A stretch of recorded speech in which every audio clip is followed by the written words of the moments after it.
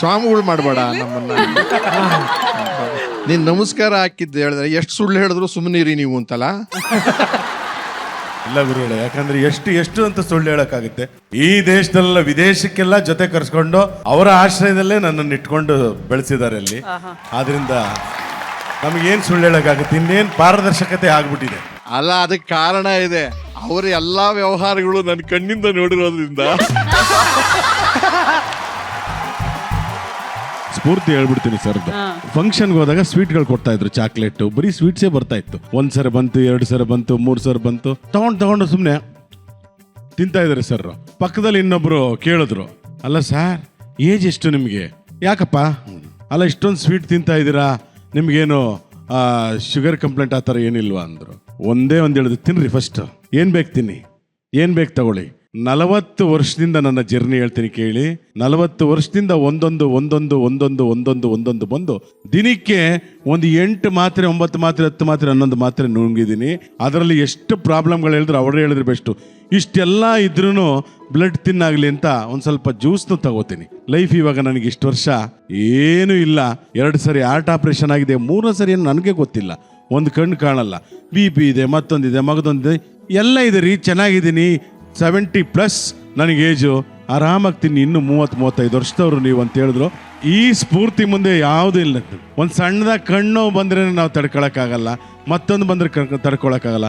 ಅಷ್ಟೇಳಿ ಸ್ಫೂರ್ತಿ ತುಂಬಿದ್ರು 101 ಆದ್ರೂ ನೀವು ಹೀಗೆ ಇರ್ತೀರ ಗುರು. ನಾನು ಸಾಯೋದೇ ಬೇಡ ಅಂತ ತೀರ್ಮಾನ ಮಾಡಿದ್ದೆ.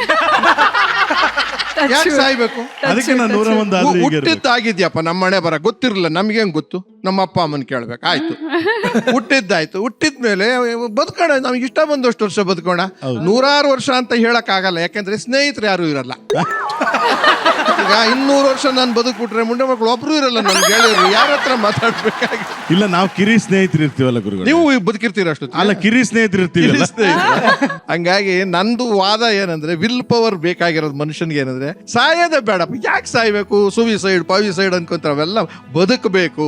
ಎಷ್ಟು ವರ್ಷ ನನಗೆ ಗೊತ್ತಿಲ್ಲ, ನಾನು ಸಾಯೋದೇ ಬೇಡ. ಸತ್ತಾಗ ನಾನು ಇರಲ್ವಲ್ಲ ನೀವು ಕೇಳಕ್ಕೆ. ಬುರುಡೆ ತೂತಾಯ್ತು. ನಾನು ದೊಡ್ಡಣ್ಣ ಯಾವುದೋ ಸಿನಿಮಾ ಮಾಡ್ಬೇಕಾದ್ರೆ ಅದು ಕೋಮಾಗ ಹೋಗಿ 3 ತಿಂಗಳಿದ್ದ, 2.5 ತಿಂಗಳಿದ್ದೆ ನಾನು ಎಲ್ಲೋ ಒಂದ್ ಕಡೆ. ಬದುಕಿದ್ದೆ ಹೆಚ್ಚು. ಸೊ ಹಾಗಾಗಿ ಸ್ಫೂರ್ತಿ ಹಾಕ್ಬೇಕು ಅಂತಂದ್ರೆ, ಕಣ್ಣಿಲ್ಲ, ಬುರುಡೆ ಇಲ್ಲ, ಒಂದು ಕಿವಿ ಇಲ್ಲ, ಆಕ್ಸಿಡೆಂಟ್ ಆಗಿ ಹೊರದೋಗ್ಬಿಟ್ಟು ಕಿವಿ ಇಲ್ಲಿ ನೇತಾಡ್ತಾ ಇತ್ತು. ಅದನ್ನ ಹಿಡ್ಕೊಂಡೋಗಿ ಹೊಲಸ್ಕೊಂಡೆ. ಆಮೇಲೆ ಧ್ವನಿ ಸರಿಯಾಗಿ ಬರಲಿಲ್ಲ. ವೋಕಲ್ ಕಾರ್ಡ್ ಮಾತಾಡಿ ಕಿರ್ಚ್ಕೊಂಡು ಗಿನಾವಣೆ ಹೊಡೆದೋಯ್ತು. ಅದಕ್ಕೂ ಕುಯ್ದಿದ್ದಾರೆ.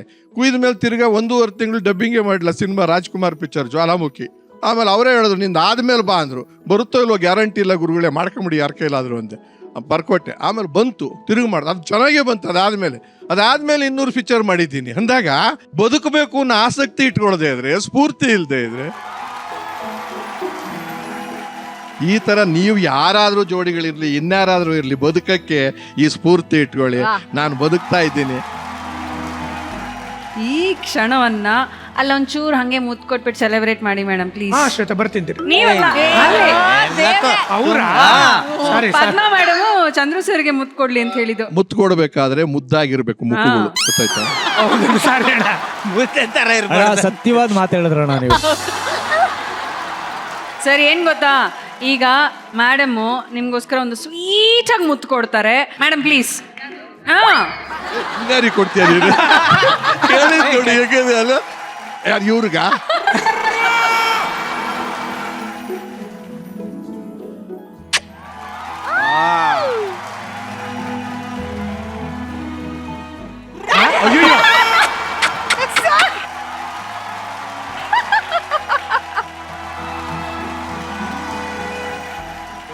ಒಂದ್ ಸತ್ಯ ಹೇಳ್ತೀನಿ, 30-40 ವರ್ಷದಿಂದ ಕೊಟ್ಟಿದ್ನೇನು ಆ ಚಿಕ್ಕ ವಯಸ್ಸಿನಲ್ಲಿ. ಆಮೇಲೆ ತಗೊಂಡೇ ಇಲ್ಲ ಆ ತರ ಮುತ್ತು. ಅವರು ಹಂಗ್ ಪುರ್ಸೊತ್ತೇ ಇಲ್ಲ, ಅದಕ್ಕೆ ಕೊಟ್ಬಿಟ್ಟೆ ಇವತ್ತೇನಾದ್ರು.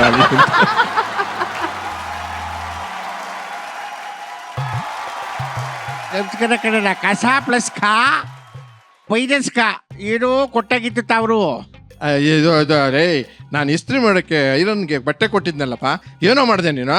ಅಯ್ಯೋ ಅಜ್ಜ, ಅವ್ರ ಮನೆ ಹಾಳಾಗೋಗ. ಜಾಸ್ತಿ ಬೆಂಕಿ ಇಟ್ಬಿಟ್ಟಿದ್ದ ಐರನ್ ಬಾಕ್ಸ್ಗೆ. ತೆಗೆದು ಹಂಗೇನು ಶರ್ಟ್ ಮೇಲೆ ಇಟ್ಬಿಟ್ಟ ಕಡೆನ, ಎಲ್ಲ ಸುಟ್ಟೋಗ್ಬಿಟ್ಟು ಇಷ್ಟು ಉಳಿತು ಕಡೆನ. ಕಾಲರ್ ಮಾತ್ರ ಕೊಡ್ತಾ ಇದೆಯಾ, ಮಿಕ್ಕಿದ್ದೆಲ್ಲ ಎಲ್ಲೋ? ಎಲ್ಲ ಕಾವಲ್ ಬೆಂದೋಗ್ಬಿಟ್ಟಿದೆ ಕಣಣ್ಣ. ಹಾಗೆ ತಮ್ಮ ಮನೇಲಿ ನಾಯಿ ಇದ್ರೆ ಬೆಲ್ಟ್ ಗಿಲ್ಟ್ ಮಾಡ್ಕೊಂಬಿಡೋಣ. ಬರ್ಲಿಲ್ಲ ಬೇಜಾರು ಮಾಡ್ಕೋಬೇಕಣ್ಣ ಕಣಣ್ಣ.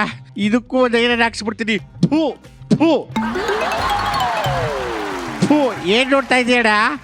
ಆ ಇಸ್ತ್ರಿ ಅಂಗಡಿಯಲ್ಲಿ ನೀರಿಗೆ ಶಾನೆ ಬರ, ಅದಕ್ಕೆ ಹಾಕೊಂಡು ಹೋಯ್ತಾ ಇದ್ರಿ. ಥೂ ಥೂ ಥೂ ಥೂ. ಓಹೋ ಬಿಲ್ಟ್ರ ಇದ ಏನೋ ತಿಳ್ಕೊಬಿಟ್ಟವ್ರೆ. ನಾವ್ ಹೆಂಗ್ ಬುಕ್ಕಿಸ್ತೀವಿ ಅಂತ ನಮಗ್ ಗೊತ್ತಿಲ್ವಾ? ಹೋಗ್ಬಿಟ್ ಬಾ, ಟಾಟಾ, ಸಿ ಯು, ಬರ್ಲಾ? ಬರ್ಲಿ ನಮ್ಮ ಗೋಪಿ ಸರ್ಗೆ ಜೋರಾದ ಚಪ್ಪಾಳೆ. ನಾನೇ ಆ ಪಾತ್ರ ಮಾಡಿದ್ರು ಅಷ್ಟು ಚೆನ್ನಾಗಿ ಮಾಡ್ತಿರ್ಲಿಲ್ಲ. ನಾವು ಮಾಡ್ಬಿಡ್ತೀವಿ ಅವತ್ತಿಗೆ. ಮಿಮಿಕ್ರಿ ಮಾಡೋದಿದೆಯಲ್ಲ ಅದು ದೊಡ್ಡ ಕೆಲಸ. ಬಟ್ ನೀನ್ ಎಕ್ಸ್ಪರ್ಟ್ ಅಂತ ಇದ್ರಲ್ಲಿ. ಅಣ್ಣ ನಾ ಮಾಡ್ತಿದ್ದೆ ಅಣ್ಣ. ವಾಯ್ಸ್ಗಳು ಯಾವುದು ಆ ತರ ಬತ್ತಿರ್ಲಿಲ್ಲ ಅಂತ ನಿಲ್ಸ್ಬಿಟ್ಟೆ.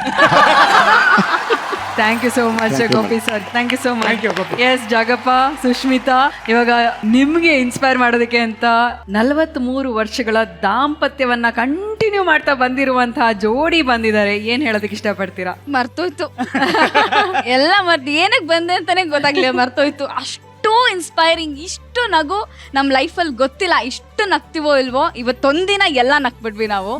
ಸಾಕು ನಮ್ಗೆ ಈ ಇನ್ಸ್ಪಿರೇಷನ್ ಅನ್ಸುತ್ತೆ. ನಮ್ಮ ಗುಟ್ಟೇನಮ್ಮ ಅಂದ್ರೆ ಇಷ್ಟು ಚೆನ್ನಾಗಿರೋದ ಕಾರಣಗ ಅರ್ಥ ಮಾಡ್ಕೊಂಡು ಬದುಕಬೇಕು, ಅಡ್ಜಸ್ಟ್ ಆಗಬೇಕು, ರಾಜಿ ಆಗಬೇಕು, ಎಲ್ಲಿಗೆ ಹೋದ್ರು ಜೊತೆಲಿ ಕರ್ಕೊಂಡು ಹೋಗ್ಬೇಕು, ಹೆಂಡತಿನೇ ಜೊತೆಲಿ ಕರ್ಕೊಂಡು ಹೋಗ್ಬೇಕು, ಅಲ್ಲಾರನ್ನ ಜೊತೆ ಮಾಡ್ಕೊಳ್ಳೋದಲ್ಲ. ಅವ್ರಿಗೆ ಕಾನ್ಫಿಡೆನ್ಸ್ ಬರಬೇಕು, ನಮ್ಮ ಯಜಮಾನ್ರು ಅಂತ ತಪ್ಪು ಮಾಡೋದಿಲ್ಲ ಅಂತ. ಆ ಥರ ನಾವು ಸುಮಾರು 10-15 ಸತಿ ನಾವು ವಿದೇಶಕ್ಕೆ ಹೋದ್ರ ಜೊತೆಲೇ ಹೋಗಿದ್ದೀವಿ. ಇಷ್ಟ್ರ ಮಟ್ಟಿಗಿದೆ. ಇದೇನು ತಪ್ಪಿದ್ರೆ ಅವ್ರನ್ನ ಕೇಳ್ಕೊಬೋದು. ನಾನು ಸುಳ್ಳುಗಿళ్ళు ಹೇಳಿದ್ರೆ ಅವ್ರ ಎದುರುಗಡೆ ಮಾತಾಡಿ. ನಾನು ಬಂದಂಥದ್ದು ನೋಡಿದ್ರಲ್ಲ, ನಾನು ಮದುವೆಯಾಗಿ ಬಂದಿರೋದು ಹೇಗಿದ್ದೆ ನಾನು ಅಂತ ಒಂದು ಫೋಟೋ ನೋಡಿದ್ರಲ್ಲ. ಆಗಿದ್ದೋಳ್ನ ಇಲ್ಲಿನ ತನಕ ನಾನು ಇವತ್ತು ಒಂದು ಪ್ರೈಮ್ ಮಿನಿಸ್ಟರ್ ಹತ್ರ ಹೋಗಿ ಕೂತ್ಕೊಂಡು ಮಾತಾಡೋಕ್ಕೆ ಕಲ್ತ್ಕೊಳ್ಳೋವಷ್ಟು ಕಲಿಸಿದ್ದು ಇವರು. 43 ವರ್ಷಗಳ ಒಂದು ಸುಂದರ ದಾಂಪತ್ಯವನ್ನ ಸುಂದರವಾಗಿ ನಡೆಸ್ಕೊಂಡು ಬಂದಿರುವಂಥ ಈ ದಂಪತಿಗಳನ್ನು ನಾವು ಈ ವೇದಿಕೆಯಲ್ಲಿ ಸಂಭ್ರಮಿಸುವಂಥ ಸಮಯ, ಇವರಿಗೆ ಒಂದು ಪುಟ್ಟ ಗೌರವವನ್ನು ಸಲ್ಲಿಸುವಂಥ ಸಮಯ.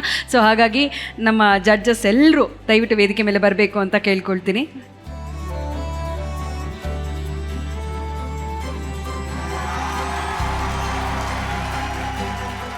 ಈ ವೇದಿಕೆ ಮುಖಾಂತರ ಭಗವಂತನಲ್ಲಿ ನಾವು ಕೇಳ್ಕೊಳ್ತೀವಿ, ಭಗವಂತ ನಿಮ್ಮಿಬ್ಬರಿಗೂ ಇನ್ನೂ ಹೆಚ್ಚಿನ ಆಯಸ್ಸು, ಆರೋಗ್ಯ, ಸುಖ, ಶಾಂತಿ, ನೆಮ್ಮದಿ, ಯಶಸ್ಸು ಎಲ್ಲವನ್ನು ಹೆಚ್ಚಿಗೆ ಕೊಟ್ಟು ಕಾಪಾಡಲಿ. ಮತ್ತಷ್ಟು ಜನಗಳನ್ನು ಮನರಂಜನೆ ಮಾಡುವಂಥ ಶಕ್ತಿಯನ್ನು ಹೆಚ್ಚಾಗಿ ಕೊಡಲಿ ಭಗವಂತ ಅಂತ ಹೇಳೋದಕ್ಕೆ ಖುಷಿ ಪಡ್ತೀನಣ್ಣ. ಥ್ಯಾಂಕ್ ಯು ಪ್ರೇಮ್ ಅವರೇ. ಮಾಲಿಕಮ್ಮ, ದಾಂಪತ್ಯವನ್ನು ಹೇಗೆ ನಡೆಸಬೇಕು ಅಂದರೆ ಲಿವಿಂಗ್ ಟುಗೆದರ್ ಥರ ಇರಬೇಕು ಅಂತ ಅಂದ್ರಲ್ಲ, ಅಂದರೆ ಎಲ್ಲವನ್ನ ಲೈಟಾಗಿ ತಗೊಳ್ಳೋದು ಅಂತಲ್ಲ, ಲೈಟಾಗಿ ನೋಡೋದು ಅಂತ. ಎಂಥ ಸಮಸ್ಯೆ ಬಂದರೂ ಅದರಲ್ಲಿ ಎಲ್ಲೋ ಒಂದು ಅವ್ರ ಹಾಸ್ಯ ಪ್ರಜ್ಞೆ ಜಾಗೃತವಾಗ್ಬಿಟ್ಟು ಅದರಲ್ಲಿ ಏನೋ ಒಂದು ಖುಷಿ ನಗುನ್ ತಂದು ಬಿಡ್ತಾರೆ. ಜೊತೆಗೆ ಅವರನ್ನು ನೋಡಿ ಪಡೆಯುವಂತಹ ಸ್ಫೂರ್ತಿ ಏನಿದೆ ಅದು ನಮಗೆ ಮಾತ್ರ ಸೀಮಿತವಲ್ಲ, ಇಡೀ ಕರ್ನಾಟಕಕ್ಕೆ ಅಂತ ನಾನು ಅಂದ್ಕೋತೀನಿ. ಧನ್ಯವಾದಗಳು. Thank you so much.